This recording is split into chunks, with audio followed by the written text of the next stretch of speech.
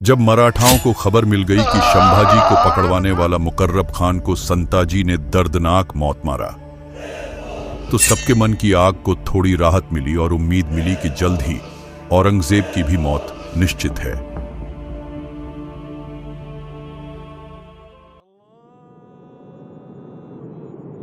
पहले शिवाजी, फिर संभाजी और अब ये संताजी और धनाजी, न जाने अभी कितने और उसके जैसे हैं। या अल्लाह रहम कर कहीं ऐसा न हो आपकी बनाई दुनिया को मैं तबाह करने पर मजबूर हो जाऊं। आलमगीर, मुझे तो अब डर लग रहा है कहीं हम लोगों की कब्र इधर दक्कन में ही न बन जाए। इन मराठाओं को छोड़ो, वापस चलते हैं दिल्ली। औरंगजेब गुस्से से लाल हो जाता है। उस मंत्री के पास जाता है, गुस्से में अपनी तलवार से उसकी गर्दन काट देता है। उसके बाद गुस्से में औरंग अपने सिपाही को आदेश देता है कि बंधी बने हुए रानी येसुबाई और उसके 12 साल का पुत्र शाहू जी को पेश करे।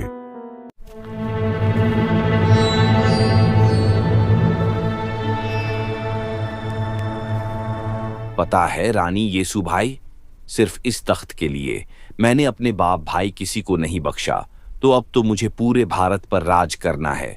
तो सोचो मैं किस हद तक जा सकता हूँ। औरंगजेब, तेरे आंखों में थोड़ा डर नजर आ रहा है, क्योंकि शायद अब तक तो तुझे पता चल गया है न तो शिवाजी महाराज मरे हैं न ही संभाजी महाराज। वो दोनों आज भी सबकी रगों में जिंदा है। औरंगजेब तुरंत अपने एक और पुराने वफादार वजीर जुल्फिकार खान को खबर भिजवाता है कि वह अपनी फौज लेकर जंजीरा पर हमला करने निकले, और जब ही वापस आए जब राजा राम का सिर उसके हाथ लग जाए। जुल्फिकार खान भी बिना कोई समय गवाए जिंजी पर फतह करने के इरादे से भारी भरकम सेना लेकर निकल जाता है।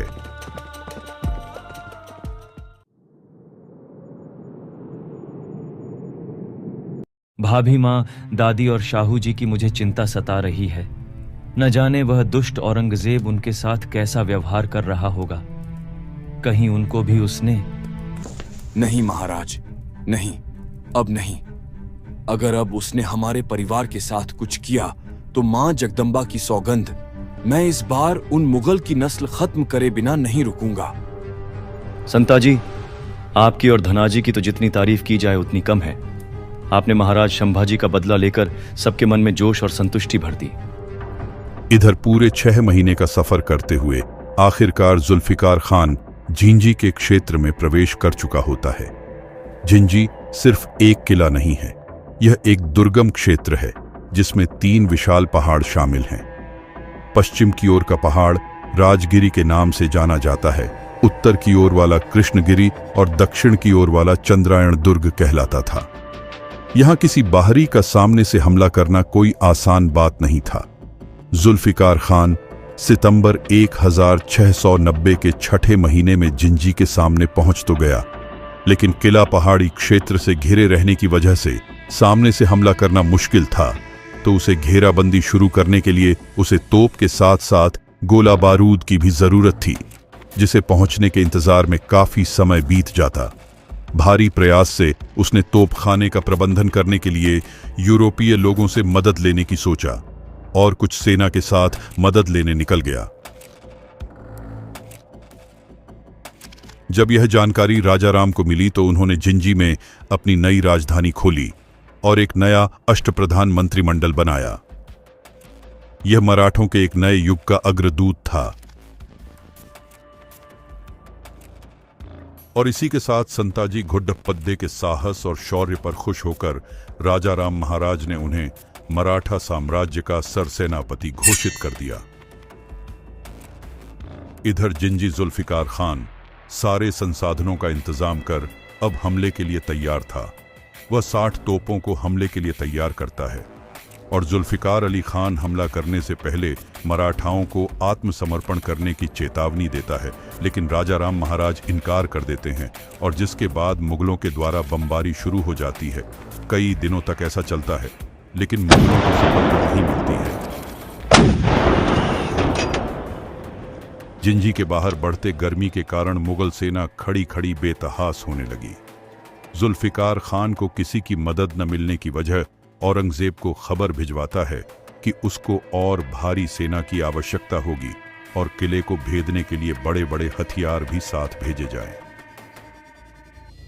औरंगजेब जुल्फिकार खान का संदेश पढ़ता है और तुरंत वह अपने वजीर असद खान, जो जुल्फिकार खान के पिता भी है, और अपने छोटे बेटे मोहम्मद काम बख्श को झिंझी जाने का आदेश देता है।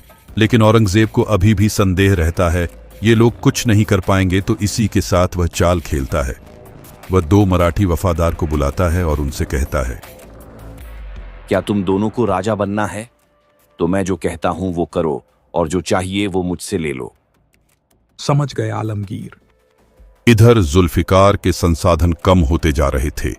वह समझ चुका था यहां मराठाओं से जीतना असंभव है, तो वो कुछ घटते संसाधन की वजह से जींजी को छोड़कर आसपास के क्षेत्र में लूट मार करने निकल जाता है। इन्हीं सब में वर्ष 1691 समाप्त हो जाता है।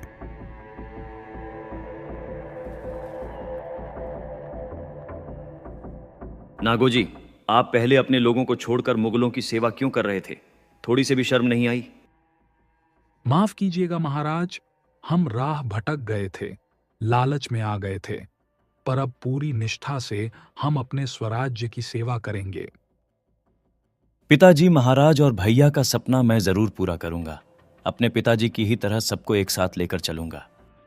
संताजी और धनाजी 30,000 सेना के साथ महाराष्ट्र से निकल चुके होंगे।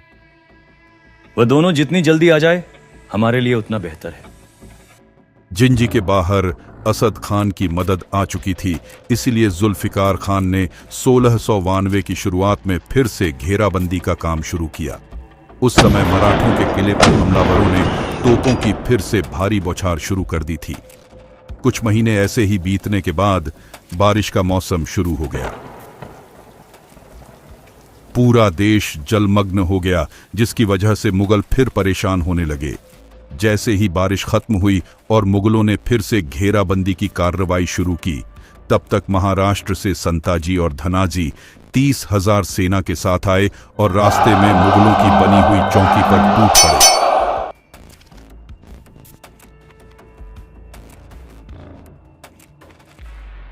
जैसे ही जुल्फिकार खान को पता चला संताजी कांचीपुरम तक पहुंच गए हैं, उन पर हमला करवा दिया। लेकिन संताजी ने उनकी सेना को पूरी तरह से नष्ट कर दिया और कई सारे मुगल थानेदार और सैनिकों को पकड़कर उन्हें झिंझी ले गए। अब क्योंकि मराठा सेनाओं ने मुगलों पर बाहर से हमला किया था, तो जुल्फिकार खान पूरी तरह से हार से निराश हो गया था। लेकिन अब वह वापस भी नहीं जा सकता था, क्योंकि औरंगजेब ने उसे साफ कह दिया था, या तो मारकर आना या मरकर।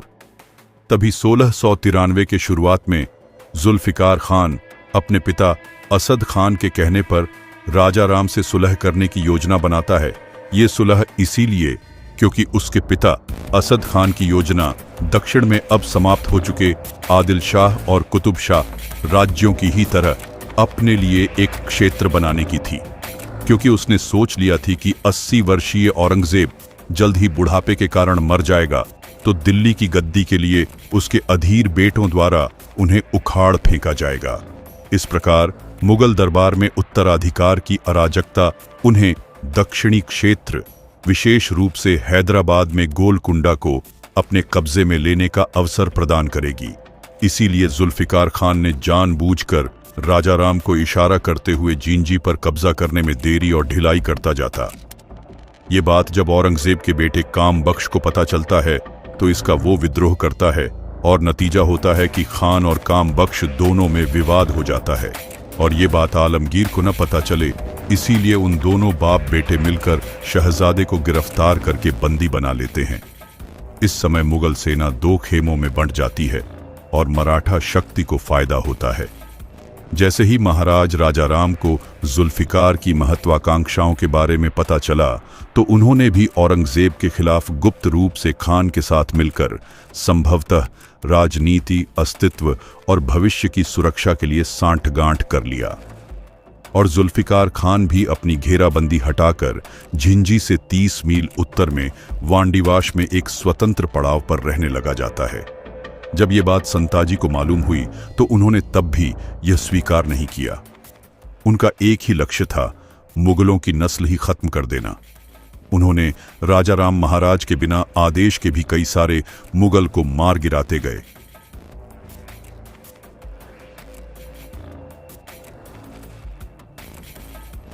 संताजी शुरू से ही कठोर सैन्य अनुशासनवादी और स्वराज्य के कट्टर भक्त थे, जबकि धनाजी का स्वभाव थोड़ा ढीला और टाल मटोल करने वाला था। संताजी शिवाजी महाराज द्वारा निर्धारित अनुशासनात्मक नियमों का पालन करते थे। संताजी का व्यवहार हमेशा विवेकपूर्ण तो था, लेकिन कई विषयों में कठोर और सख्त भी होता था। वे निर्णय करते समय कभी किसी प्रकार का पक्षपात नहीं करते थे, लेकिन धनाजी का व्यवहार बिल्कुल इसके विपरीत था। उनके अधीन लोग अनियंत्रित व्यवहार करते थे और वे उन पर कोई नियंत्रण नहीं रखते थे। और इन्हीं बातों का फायदा उठाया औरंगजेब से मिले नागोजी माने ने। नागोजी ने दोनों वीरों के दलों में शामिल होने वाले कई छोटे सरदार को भड़काने का काम चालू कर दिया। सभी मराठा वीर संताजी से नाराज होने लगे और धनजी के प्रति पूरी तरह से आसक्त रहने लगे। नागोजी माने ने धीरे धीरे इतना जहर घोल दिया कि संताजी धनजी से ईर्ष्या करने लगे। रामचंद्र पंत जी भी उन्हें लगातार सलाह देते रहते थे कि राजा राम महाराज जो कहते हैं सिर्फ उसी काम को किया करे। अब ऐसा होने लगा कि सारे सिपाही राजा राम के पास लगातार शिकायतें करने लगे। ऐसी स्थिति में अगर संताजी से कोई सवाल पूछा जाता तो वे नाराज हो जाते। धीरे धीरे उनके और छत्रपति के बीच दूरी पैदा होने लगी। अब संताजी इतने गुस्से में आ गए कि खुद छत्रपति राजा राम को हटाने के बारे में सोचने लगे थे, क्योंकि अब वो राजा राम को छत्रपति के काबिल नहीं समझते थे।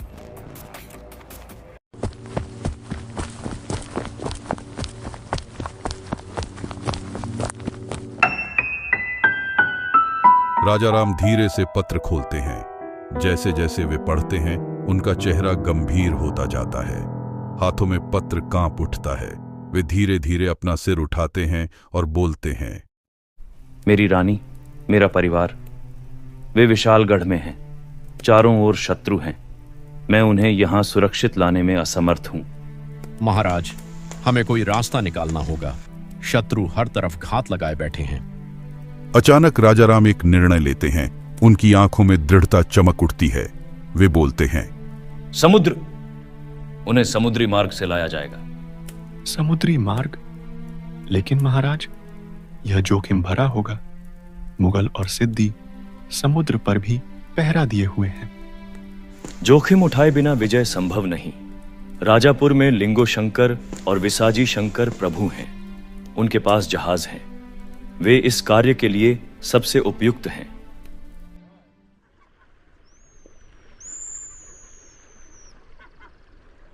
साहूकार लिंगो जी, यह पत्र जींजी से आया है।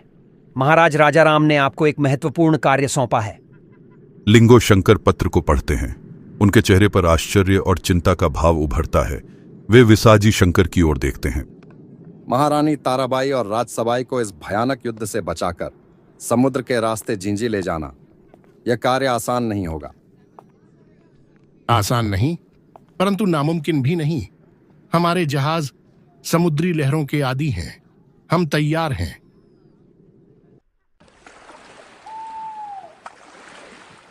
रात का अंधेरा में विशालगढ़ के गुप्त घाट पर महारानी ताराबाई और राजसबाई मराठा सैनिकों के साथ छिपकर खड़ी हैं। उनके चेहरे पर चिंता के भाव हैं। दूर से मशालों की रोशनी दिखाई दे रही है। पास के किले पर मुगल टुकड़ियां किले की तलहटी में गश्त कर रही हैं। महारानी, हमें जल्दी करनी होगी। मुगलों को भनक लगने से पहले हमें घाट छोड़ना होगा। ताराबाई पीछे मुड़कर किले को देखती हैं। उनकी आंखों में वीरता की चमक है। वे गहरी सांस लेती हैं और आगे बढ़ती हैं। सभी लोग धीरे धीरे घाट की ओर बढ़ते हैं और गुप्त मार्ग से निकलते हैं। जैसे ही वे कोंकण के जंगलों में प्रवेश करते हैं, पीछे मुगलों की आवाजें सुनाई देने लगती हैं।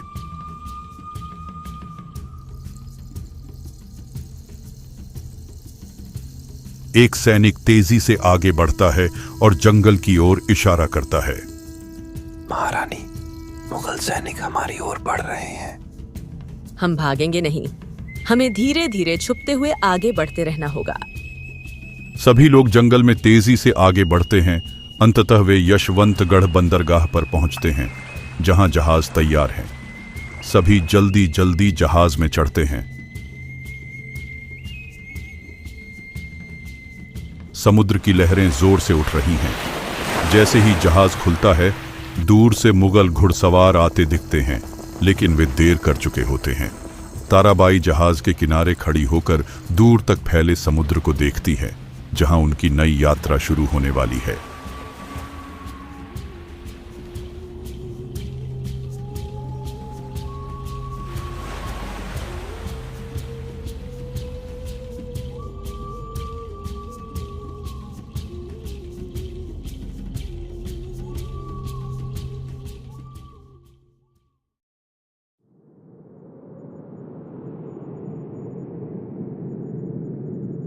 यह यात्रा कठिन थी, लेकिन हमें अभी भी जींजी तक पहुंचना है।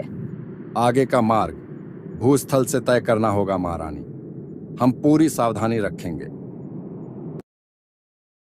ताराबाई और उनकी टोली जंगलों से होते हुए आगे बढ़ती है। अंततः कई महीनों की कठिन यात्रा के बाद 1694 के अंत में ताराबाई और राजसबाई सुरक्षित रूप से जींजी पहुंचती हैं। जब वे जींजी के द्वार पर पहुंचती हैं, तो राजा राम महाराज अपनी आंखों में खुशी और गर्व लिए उनका स्वागत करते हैं। तुमने असंभव को संभव कर दिखाया, ताराबाई। जब तक स्वराज्य की ज्योत जल रही है, तब तक कोई बाधा हमें रोक नहीं सकती। कासिम खान और हिम्मत खान को और उसकी भारी मुगल सेना को आप दोनों ने हमेशा की तरह वीरता से हराया। इसके लिए हम खुश हैं, लेकिन आगे अब कोई युद्ध न करे, कुछ दिन शांत हो जाए। नहीं महाराज, मत भूलिए, शिवाजी महाराज और शंभाजी महाराज के उन बलिदानों को हम उसे व्यर्थ नहीं जाने दे सकते। लेकिन संताजी, इन युद्धों में हमारी सेना भी तो कम होती जा रही है।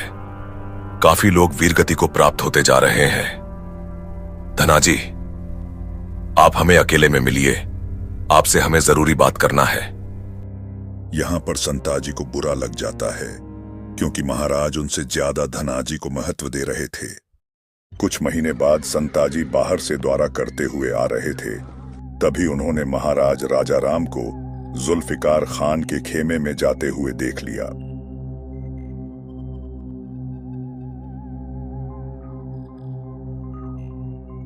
महाराज, आप उस दुष्ट जुल्फिकार खान के पास क्या कर रहे थे?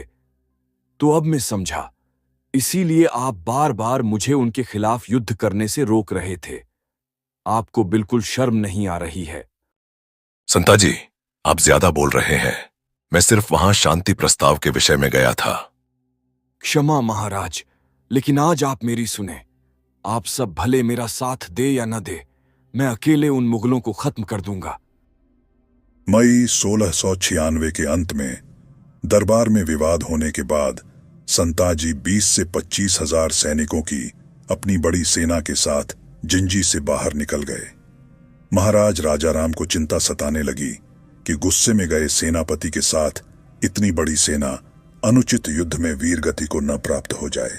सबसे पहले उन्होंने शीघ्र ही घोषित किया कि अब से धनाजी जाधव उच्च सेनापति हैं। उन्हें रोकने के लिए वह खुद और धनाजी जाधव, अमृतराव निम्बालकर, हनुमंतराव घोरपड़े आदि मराठा सरदारों के साथ जिंजी से बाहर निकल आए और संताजी का पीछा करने लगे। पीछा करते करते वे लोग 9 जून 1696 में कांची शहर में संताजी और उनके सेना के समक्ष खड़े हो गए। बहुत समझाने पर भी संताजी अपनी बात पर अड़े रहे और युद्ध उनके बीच युद्ध चालू हो गया। इस युद्ध में नागोजी माने के साले अमृतराव निम्बालकर धनाजी की ओर से लड़ते हुए हाथी के पैरों द्वारा कुचलकर गलती से मारे गए। इस घटना के बाद राजाराम महाराज और बचे हुए लोग वापस चले गए और धनाजी और उनके साथ नागोजी माने कुछ दिन के लिए महाराष्ट्र चले गए। और उसी दिन इधर जिंजी में महारानी ताराबाई ने एक पुत्र को जन्म दिया, जिसका नाम शिवाजी द्वितीय रखा गया। आइवरकुटी में आपसी युद्ध के बाद भी संताजी ने कर्नाटक में जुल्फिकार खान के साथ कई लड़ाइयां लड़ी, लेकिन आखिरकार जब उनकी सेना कम होने लगी और कोई दूसरा विकल्प नहीं बचा, तो उन्होंने भी महाराष्ट्र लौटने का फैसला किया। उक्त लड़ाई के 1 साल बाद तक संताजी हर जगह घूमते रहे। मार्च 1697 में राजाराम ने संताजी को वापस बुलाने के लिए धनाजी तक संदेश पहुंचवाया। खबर मिलते ही धनाजी उनका पीछा करने लगे। इस तरह संताजी आगे और धनाजी उनका पीछा करते हुए बीजापुर के आसपास पहुंच गए। अचानक संताजी को भनक लग जाती है, धनाजी उनको पकड़ने के लिए उनका पीछा कर रहे हैं, तो संताजी वहां से भाग निकलते हैं। तुरंत धनाजी के सरदार सरलश्कर हनुमंतराव निंबालकर, जो नागोजी के साले हैं, वे पीछा करने के लिए संताजी के पीछे दौड़े। दहीगांव के पास हनुमंतराव ने संताजी पर हमला कर दिया। इस समय संताजी के अधिकतर लोग उन्हें छोड़कर जा चुके थे। इस स्थिति में वह 10-12 सैनिकों के साथ महासवड़ के पास पहुंचे। दुर्भाग्य से संताजी इस गांव के पहले से ही दुश्मन बन चुके थे, क्योंकि उनके वजह से ही अमृतराव निंबालकर की मृत्यु हुई थी और यहीं पर उनकी बहन राधाबाई थी, जो नागोजी माने की पत्नी भी थी। संताजी के पहुंचते ही नागोजी ने एक चाल चला। संताजी को नागोजी ने अपने घर में शरण दी और उसी वक्त उनकी पत्नी अपने भाई के बदले के लिए अपने पति नागोजी और दूसरे भाई हनुमंतराव निंबालकर से संताजी को जिंदा न जाने देने का आग्रह किया। लेकिन जैसे ही संताजी को शक होता है, वह वहां से भाग जाते हैं और करखेल क्षेत्र के पास घने जंगल में छुप जाते हैं। संताजी लगातार भागते भागते अब थक चुके हैं। वह थके अपनी जान बचाने के लिए नहीं, वह अपने लोगों से धोखा खा खा कर थक चुके थे। अब विश्राम करने के बाद संताजी पास के महादेव मंदिर के झरने में स्नान करने का विचार किया। संताजी शांति से नहाने लगे।